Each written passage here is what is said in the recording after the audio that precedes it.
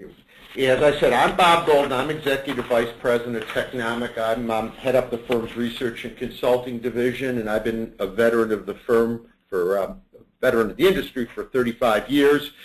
My contact information is shown below, as is Kelly's, so we'd be more than happy to take any and all questions electronically, since we're not going to be able to do that given the number of attendees on the webinar. So do feel free to contact us. And I'm Kelly Weichel. I'm a Director of Consumer Insights here. I've been with Technomic for a little over 7 years. I focus solely on consumer research, primarily syndicated information, but also multi-sponsored programs, qualitative work, and also some custom research as well. Great. First thing we want to do is establish a fact that's pretty well understood, and that is where the number of venues and locations that consumers are shopping. We are observing increasing over time. The consumers are actually fragmenting their shopping behavior with respect to number of locations. And this chart here shows percentage of consumers that are shopping at each of these listed venues once a week or more. And I think it's quite interesting to see how many of them hit the radar screen, even though some of them are quite small, given the fact that many of this was a nationally representative sample of 1,000 consumers. We also did an oversample in a few markets where Amazon Fresh and Fresh Direct have some presence to get a better read, but this represents the geo sample. So I think what you see here is that 90% of consumers are shopping at one of these, and of course 100% are shopping on a monthly, more than once a week, but traditional supermarkets and mass merchandisers still have the lion's share of the frequency, but with others, dollar stores, drug stores, express stores are things such as the Walmart, Neighborhood Express, ethnic stores are bodegas and other neighborhood markets, club stores, farmers markets, which haven't been measured. Specialty stores, again, not typically measured. These are things, seafood, bakery, cheese. Those, again, very similar, also very much neighborhood. The upscale formats, for clarification, are places like Wegmans, Bristol's Farm, Central Market, and military commissaries. Natural and organic, we're referring to here to the Fresh Market, Trader Joe's, Sprouts, and those kind of venues. If you look at the data on a once per month or more as opposed to once a week, you do see that club store penetration goes up to about 50%, drug stores about 57%, dollar stores, which again have been a very fast-growing segment, 52%. So lots of fragmentation of shopping, very interesting behavior. So that tells us where consumers are shopping, the many locations, and in the data that we collected, we of course have this analyzed by consumer type and geography. If we look at what consumers are doing in terms of trending, what behavior, we asked them about 20 or so different behaviors, and the ones that are most pronounced in terms of changing behavior, doing more of or less of, is number one, consumers report that they're buying more fresh foods. It's 46% of them. That's taken a sharp jump from prior work we've done. No surprise, being more deal sensitive or looking for discounts and deals and promotions is number two behavior. That's something that's been ongoing. Using coupons both online and print, with online coupon usage growing, is the number three observed behavior. 40% claim they're doing that. And sort of a subset of the report on more fresh food is 34% of consumers say they're actually buying less processed foods. And along the lines of what I referenced in the earlier slide, consumers also report that they're shopping more locations. We are also seeing about 25% of consumers say they're actually spending more on foods, perhaps a reflection of a better economy, perhaps a reflection of more options on the premium and upscale end, and perhaps also a reflection of the trend towards fresh foods, which may have a somewhat higher check average. So I think we have some very, very interesting data we're going to continue to track.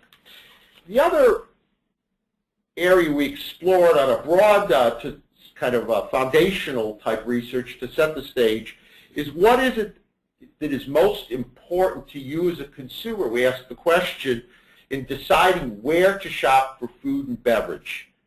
No big surprise, price is number one. And I think these are all very important factors, especially 3 and 4 when we talk about the online and some of the alternative channels, and Kelly and I will talk about that further.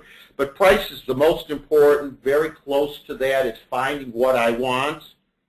And following very consistent with data that's been published by FMI for many years is the quality of fresh produce. Like 87% of them say that's one of the most important decision factors. Also, bakery and deli are very important, but not nearly as much as produce, followed by fresh meats and seafood, and then a wide variety. Other factors that we did pick up as being very important, not in the top 5, but certainly in the top 10, are the availability of preferred brands, that meaning national brands, convenient location, one that we've really picked, the loyalty programs, and one that we're finding, again, increased, this is statistical but anecdotal evidence, we've done some work in there, is this idea that the store I shop at has to align with my personal values and has to support my local community. So this has a very important dimension relative to some of these neighborhood stores, specialty stores, ethnic stores I talked about. What's less important are call ahead, delivery service, and even store brands.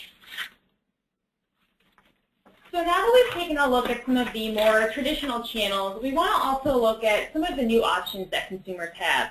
And what we're really seeing is that consumers today have a very broad range of alternatives that they can shop for food and beverage.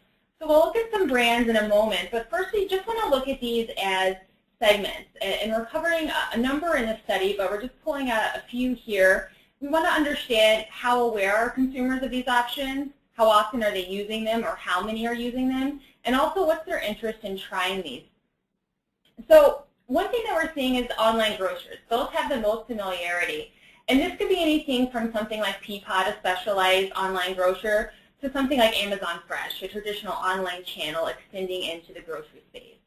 Personal shopper, that could be something like Instacart, where it's online, but consumers have more control over the experience. So there's an actual individual, and they can have them go to specific stores and local stores.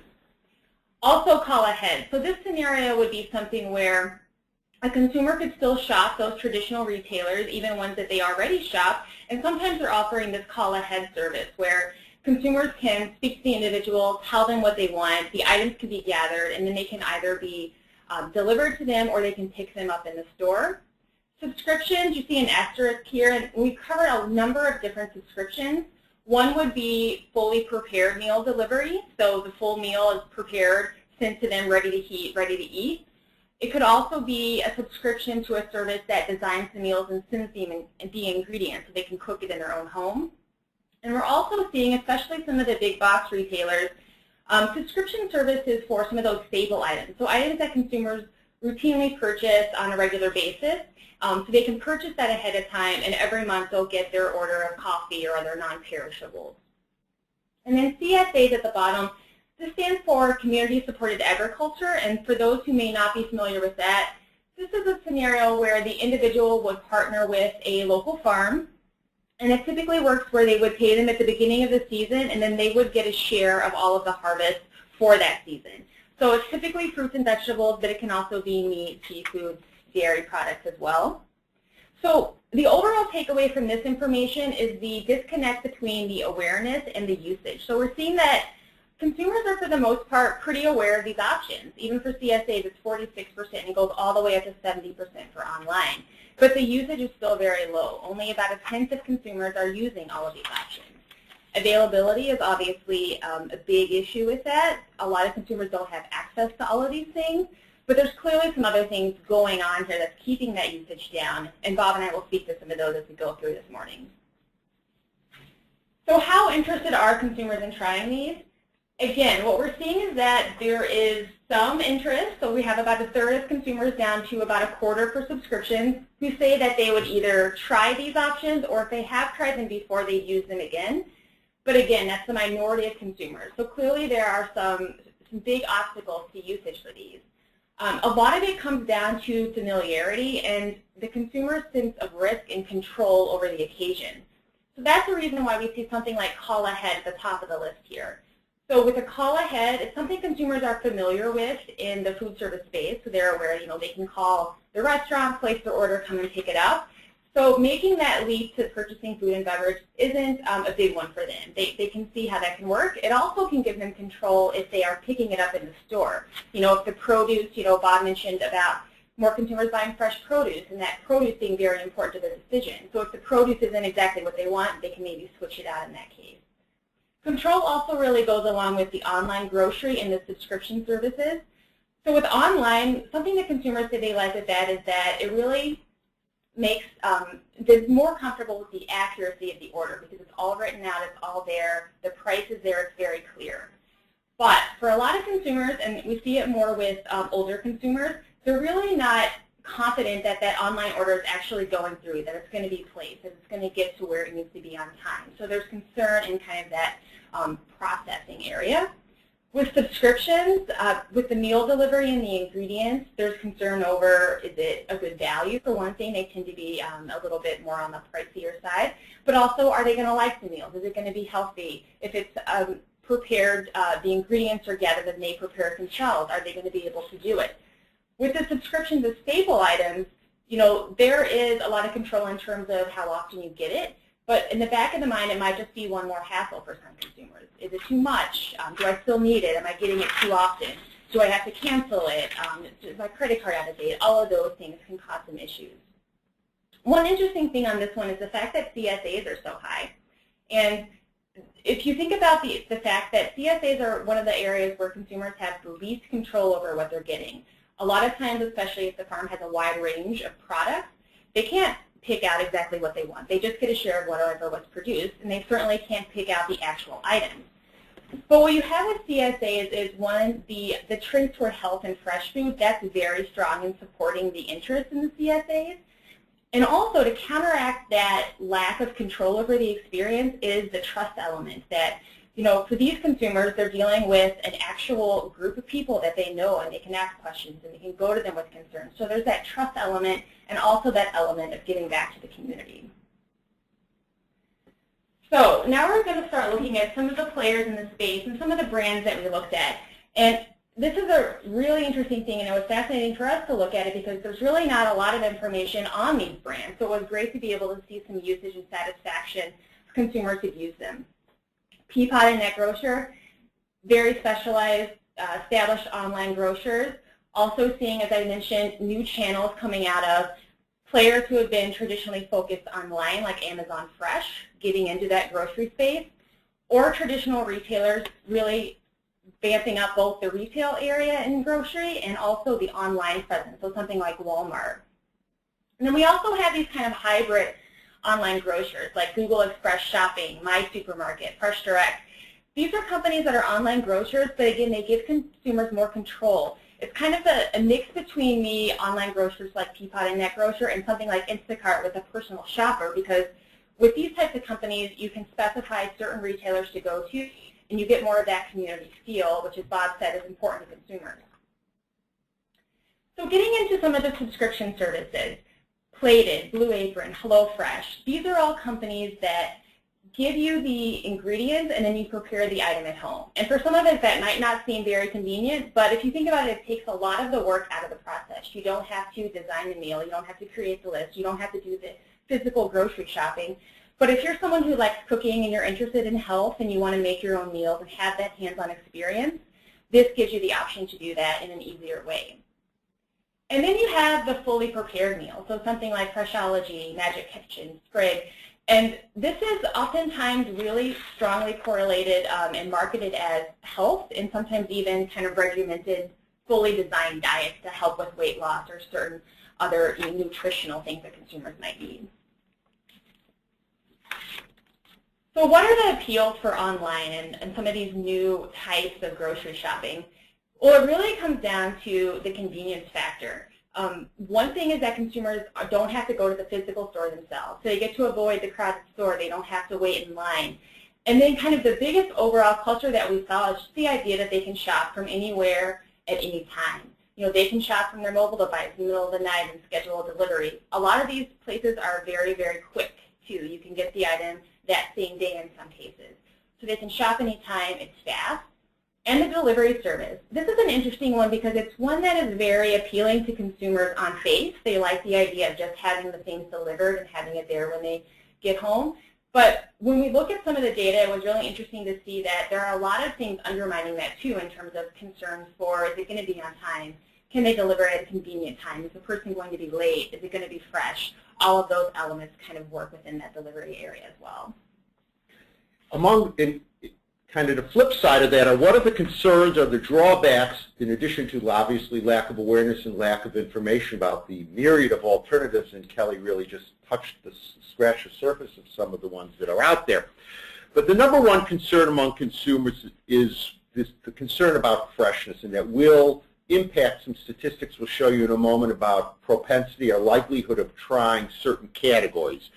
So again, here, consumers are concerned, and part of that goes along with the line of, we spoke earlier about how important a decision factor is the quality of fresh produce. So that's a hands-on experience, and there's a concern that online you lose the ability to hand-select produce. There's a perception that out there, not necessarily based on actual experience, that the online alternatives are more costly. Some are quite expensive on a per meal basis, but nonetheless prevailing cost. Order accuracy, will the delivery be accurate? Will I get what I order? And then the other one on information is the concern that consumers have that I'm not going to be able to ask questions from a staff person. So in a supermarket, traditional brick and mortar supermarket, the ability to interact with the deli department representative or a bakery or a meat counter manager, I think is perhaps a little more important to certain consumers than we perceive. The other factors that come in there are unreliable deliveries, as Kelly mentioned. Will it come on time? Will it come when I'm at home? Will they be able to get through my apartment building, and so on and so forth. Perception that it's hard to use coupons, and we talked earlier about how important couponing is to the shopping experience these days. And two other factors that came up, and I'll segue back to one of these, is it's not perceived by a certain number of consumers to be quite as enjoyable. Sitting in front of a computer screen isn't perceived to be as enjoyable as it is to shop, at least at certain venues where consumers perceive that the shopping experience is kind of fun. You know, walking down the aisle with a glass of wine and a Whole Foods is, quite frankly, kind of a fun experience. And then the other one that came up, and it talked a little bit again to CSAs and farmers markets, is a concern if I'm buying online, I'm not supporting that local grower, local producer, local community.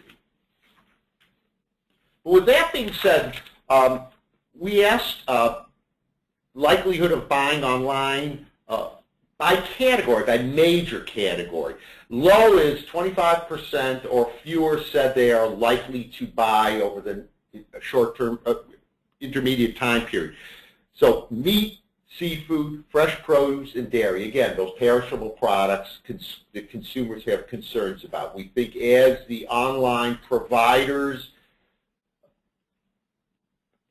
improve their logistics and tackle that last mile more effectively, these concerns will alleviate, and we'll come back to it. Frozen, medium receptivity is 25 to 50%, and that's where frozen foods lie. And high likelihood, and some of this is already migrating into these channels, are things like paper goods, shelf-stable groceries, health and beauty aids, and beverages, all of which are 70% or more likelihood of trying online if they aren't already. So clearly, receptivity to certain traditional categories where there's not perceived to be quality and perishability concerns. And I think the low likelihood categories are big opportunities for the online providers. Many of you may have seen our press release in terms of, well, here you are today. What we did is ask people who use online retailer versus brick and mortar, which do they think does it better? And we scaled the response. But by and large, a couple things. One point I want to come back to is this enjoyment factor. 60% of our survey respondents, shoppers, say they enjoy shopping. So that's surprisingly high. I think that number anecdotally seems to have grown. But again here, brick and mortar versus online, the quality of perishables significantly higher. The convenience, even though obviously online does give consumers the ability to shop anytime, anywhere. 60% local community we talked about, again, the staff, the shopping experience. So these are the ones where it does appear that the brick and mortar have some very significant loyalty programs, variety and price, or others, but this is where they seem to have some very significant competitive advantages.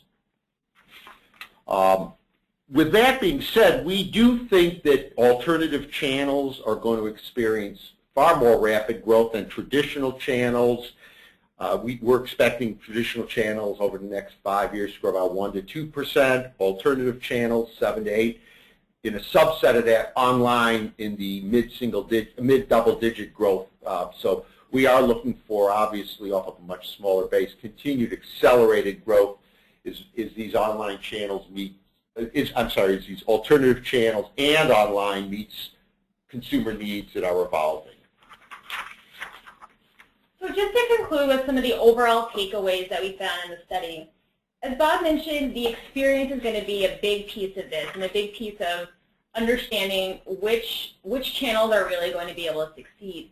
So we gave out some stats, but a couple more. About 16% of consumers say that they now enjoy the shopping experience, the in-store shopping experience, more than they did a year ago. And he mentioned Whole Foods, and there's so many brands that are really doing a great job making the shopping experience not just one where consumers want to get in and get out as fast as they can, but one where they're really going for entertainment. They can, as Bob said, browse the aisles with a craft beer or a fine wine. There's a brand here, some of you may be familiar with it, Mariano's here, where we're based in Chicago, and they're really growing quickly, and they have an experience where there's piano players and a couple of different bar areas. So it's really become a destination, not just a place to purchase food and beverage, and it's becoming increasingly important for consumers to have that experience and to make it something that they actually enjoy doing rather than a chore. So that's one of the major advantages that traditional channels have. The other big one is just the familiarity, the fact that it's low risk. We're seeing a lot of changes in consumer lifestyle. Some of that, the advent of technology, the increased need for convenience, seems like it would really benefit those online grocers and those emerging channels. But at the same time, being able to have that retail experience that consumers are already familiar with and adjusting that to meet those needs is much, much easier than trying to get them to switch their overall usage to a new and unestablished place. So it's really going to come down to being able to make these options available to consumers, inform them that they can work, and really prove that. So with that being said, what are some of the major obstacles? Well, Bob showed a slide a couple of moments ago that looked at convenience. And again, convenience should be the biggest thing that these types of emerging channels want to tout.